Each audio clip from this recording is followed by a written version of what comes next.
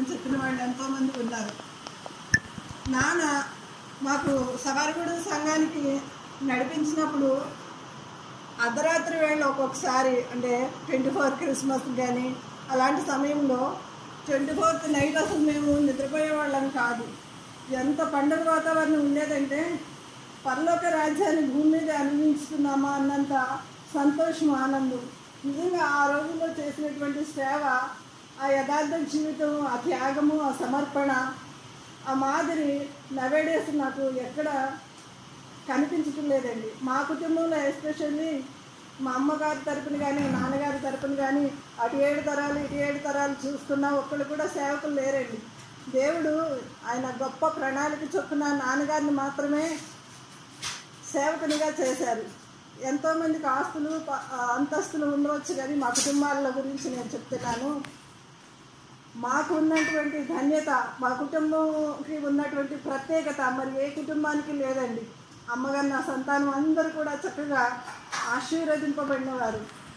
ఈ పరలోక ఆశీర్వాదం గురించి నేను చెప్తున్నాను, ఈ పరమైనటువంటి ఆశీర్వాదం గురించి నేను మాట్లాడట్లేదు. అంత ధన్యకరంగా వాక్యంలోనే ప్రార్థనలోనే పెంచారు. తెల్లవారుజామున 5 గంటలకు లేచి ప్రార్థన పెట్టేవారు, సాయంత్రం 7 గంటలకి కుటుంబ ప్రార్థన పెట్టేవారు. ఎంత క్రమశిక్షణలో మమ్మల్ని పెంచారంటే వాక్య జ్ఞానంలో పెంచి ఆ విధంగా దేవుడు మా తల్లిదండ్రులు మమ్మల్ని ఆ విధంగా తయారు చేసి విడిచిపెట్టారు. మరి ఇప్పుడు వారి గురించి అనేక మాటలు మనం మాట్లాడుకుంటున్నాం, మంచిదే కాదంటలేదు. మనము మన బిడ్డలకి ఎలాంటి మాదిరి విడిచిపెడుతున్నాము, మనల్ని మనమే పరిశీలన చేసుకోవాల్సిందిగా మన సంఘస్థులం కానీ మనము కానీ ఒకసారి పరిశీలన చేసుకోవాల్సిందిగా మనవి చేస్తున్నాను. అలాగే నాన్నగారు అలాగే అమ్మ వాళ్ళు ఒక గ్రూప్ లాగా 20 మంది రైల్వే స్టేషన్ దగ్గర నుంచి, ముస్తాబాద్ రైల్వే స్టేషన్ దగ్గర నుంచి సవారిగూడెం వెళ్ళేటప్పుడు ఒక పాట ఎప్పుడు పాడుతూ ఉండేవాళ్ళు. ఖచ్చితంగా ఆ పాట ఉండేది, లేలెమ్ము సోదరుడా నిద్ర నుండి ప్రకటింపను యేసు నామమును సోమరి ఎలా నిద్రించదవు, ప్రకటింపను యేసు నామమును సోమరి ఎలా నిద్రించదవు, లే నీ నడుము కట్టుకుని సువార్త ప్రకటించని ఆ పాట మాత్రం ఖచ్చితంగా పాడించేవాళ్ళు. మేమందరం ఈ పాట పాడుకుంటూ వెళ్ళేవాళ్ళం. అర్ధరాత్రి వేళ అక్కడ కొన్ని సైతాను శక్తులు ఉండేవి అని చెప్పేవాళ్ళు, ఆ చెరువుల మధ్యలో నుంచి వెళుతుంటే చింత చెట్ల దగ్గర. అలాంటి సమయంలో భయపడుతున్నప్పుడు కూడా ఇంకా గంభీరంగా ఆ సమయంలో ఆ ప్లేస్లో అయితే ఇంకా మైమర్చిపోయేటట్లుగా ఎక్కువ వాయిస్ చేస్తూ మేము దేవునికి స్తుతులు చెల్లించుకుంటూ హల్లెలూయా చెప్పుకుంటూ ఆ విధంగా ఆ ప్లేస్ని క్రాస్ చేస్తూ వెళ్ళేవాళ్ళం. అక్కడ సంఘస్థులు కూడా మమ్మల్ని ఒక గొప్ప వాళ్ళుగా రిసీవ్ చేసుకునేవాళ్ళు అనమాట. క్యాండిల్స్, పలహారాలు ప్లేట్లలో పెట్టుకుని వచ్చి మమ్మల్ని ఆహ్వానించేవాళ్ళు. అదంతా అసలు ఒక అద్భుతమైనటువంటి సమయం అన్నమాట మాకు. అది మరువలేని సమయం, మరలా అలాంటి సమయం రాదు. అలాంటి చక్కని మాదిరి జీవితాన్ని మా తల్లిదండ్రులు విడిచిపెట్టి వెళ్ళారు. అన్నయ్య ఇప్పుడు ఆ పరిచర్య చేస్తుంటే నాకు ఎంతో సంతోషం అనిపిస్తూ ఉంటుంది.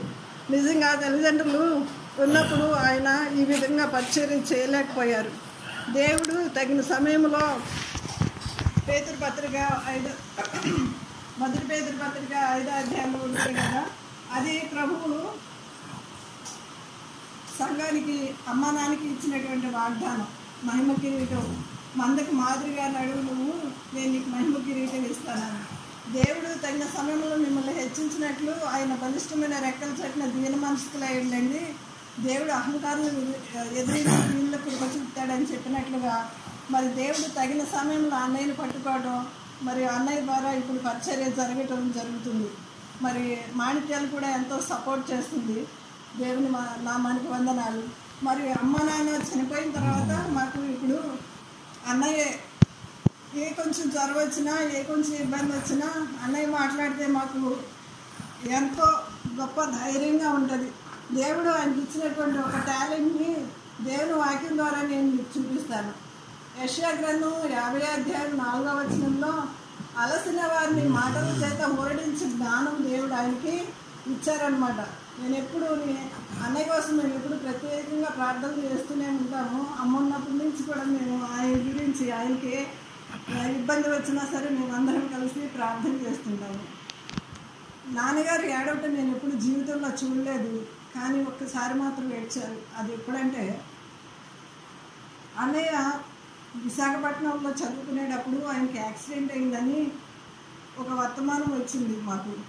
ఆ వర్తమానం వచ్చినప్పుడు ఆయన ఎప్పుడు ఏడ్చిన వాళ్ళు, మేము ఏడవటం చూడని వాళ్ళము. ఆయన అంత గట్టిగా గుండె పగిలేలాగా అమ్మా నాన్న కూడా అట్లా ఏడవటం నేను అదే మొదటిసారి చూడటం అనమాట. అంటే నాన్న అమ్మ ఎక్స్ప్రెస్ చేసినంత ప్రేమని అలా గబగబా మాట్లాడే విధానం ఇది నాన్నది కాదు. ఆయన లోపల లోపల ప్రేమిస్తూ ఉంటారనమాట. అలాగే చదువుకున్న వాళ్ళంటే కూడా నాకు ఎంతో ఇష్టం. ఆ రోజున రత్నావళి ఇంట్లో ఎక్కువ మేము బాంబే నుంచి అంటే దూర ప్రాంతాల నుంచి సంవత్సరాలకు ఒకసారి వెళ్ళేవాళ్ళం. రత్నావళి ఇంటి దగ్గర ఎక్కువ టైం స్పెండ్ చేసేవాళ్ళం.